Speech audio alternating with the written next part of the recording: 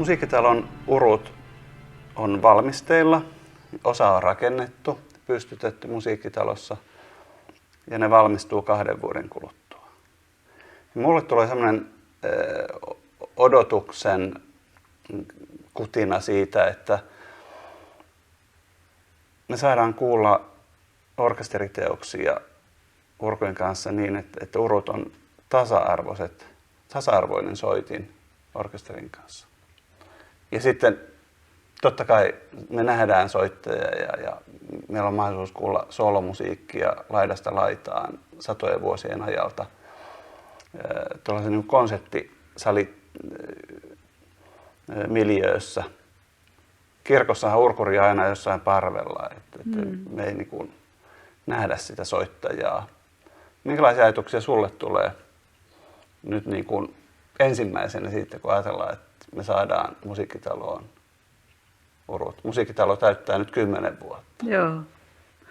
No musta on hienoa, että ne nyt todellakin sinne saadaan ja urut on ikään kuin paraatipaikalla. Ja mä oon ihan varma siitä, että suomalaisyleisö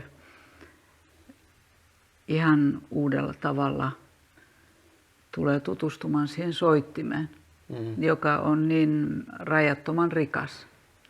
Ja siihen soittimeen sinänsä ja sitten kaikkiin mahdollisiin yhdistelmiin urkujen ja orkesterin kanssa, jotka myöskin on melkeinpä rajattomat, puhumattakaan sitten kaikista vielä muista mahdollisuuksista. Et mä kyllä odotan sitä valtavan innokkaasti ja kun me tiedetään vielä, että meillä on niin hieno rakentaja ja me tiedetään, että ei sinne nyt mitkä tahansa pelit tuu, vaan todella ainutlaatuinen soitin, niin ei siinä voi muuta kuin innostuneesti odottaa. Soitin tulee olemaan todella mieletön, uskomaton. Mä sanon, että se on maailman suurin moderni soitin, sillä sellaista teknologiaa, mitä meillä siinä soittimessa on, niin ei ole koko luokan soittimissa missään. Et eihän se suurin maailmassa ole, eikä Euroopassakaan. Pohjoismaiden suurin se taitaa olla. Mutta siihen tulee 123 äänikertaa. Suurimmat urut tällä hetkellä on Lapualla 86 äänikertaa. Et se koko kasvu on suunnaton. Meillä on 2 soittopöytää. Meillä on erittäin laajat klaviatuurit sekä jalkis- että sormiossa, mikä auttaa siinä, että me voidaan soittaa 1900-luvun musiikkia ihan poikkeuksellisella tavalla. Ja sitten koko soitin on kaapissa, että luukut kun avautuu, niin me nähdään urkujen sisään ja mitä siellä tapahtuu ja nähdään pillejä. Mutta sitten meillä on kaikki se moderni tekniikka, joista ehkä kaikista jännittävin nyt on 4/4 sävelpillistö, eli 3 äänikertaa. Meillä on cello, 8 jalkaa, 4-jalkainen prinsipaali ja 8-jalkainen, 4-jalkainen prinsipaali ja 8-jalkainen klarinetti. Minkälaisia ajatuksia sulla olisi, jos sä säveltäisit tuolle soittimelle, niin miten sä haluaisit käyttää noita mikrotonaalisia No niitä voi käyttää, siis mikrotonaalikkaa voisi todellakin käyttää ihan kaikissa musiikillisessa ajattelussa, sillä sehän niin kuin laajentaa tietysti harmonisia mahdollisuuksia ihan valtavasti, mutta erilaisia musiikillisia eleitä, koruja, melodia. Siis itse asiassa kaikissa näissä elementeissä, jotka koskee säveltasoa, mutta myöskin musiikillista väriä.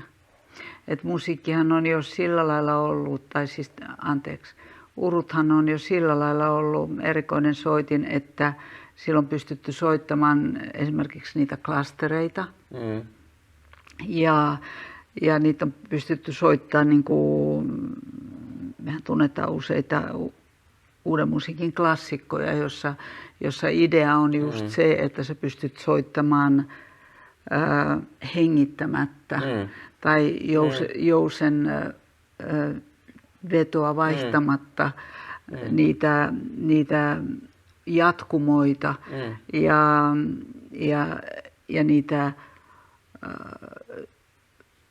valtavia sointeja, niin nyt siis näiden neljäsosasävelten kanssa, niin tämähän vielä niin kuin rikastuu potensseissa. Et se on ihan hurja, ja koska neljäsosasävelet ovat osan meidän aikamme säveltäjien niin kuin vokabulaaria, niin tuntuu hienolta, että se ollaan nyt saatu tähän soittimeen, eikä suljeta tällä lailla sitä ulos monen säveltäjän luonnollisesta sävelkielestä.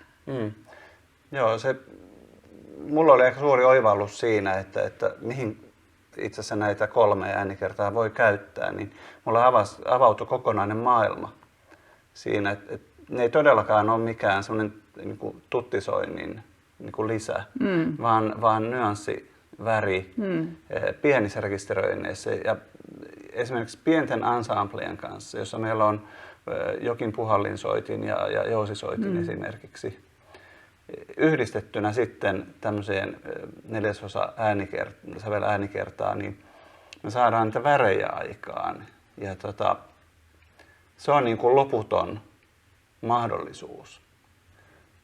Et varmaan on väärin sitten käyttää sillä, että meillä on niin kuin iso orkesteri, joka soittaa erittäin lujaa, niin me ei voida kuulla niitä neljäsosa ääniä sieltä. Siinä säveltäjän pitää niin kuin huomioida se, että meillä on vain 3 äänikertaa. Ne ei kuulu kovin kauaksi, jos siinä on paljon ympärillä. No mutta siis ainahan säveltäjän pitää tuntea soitin, kun se säveltää sille, ja sen mahdollisuudet. Että sanotaan, että jos urkujen semmoinen perinteinen voimavara on ollut just se volyymi ja se jatkuva niin kuin hengittämätön klangi tai kaikki semmoinen, mikä on erilaista kuin orkesteri. Siis nyt jos puhutaan siitä, että yhdistetään soittimiin, niin nyt tämä on hyvin erityinen keinovara, ja siihen pitää tutustua, niin kuin aina pitää tutustua, ja sä oot ihan oikeassa, että se voi avata säveltäjän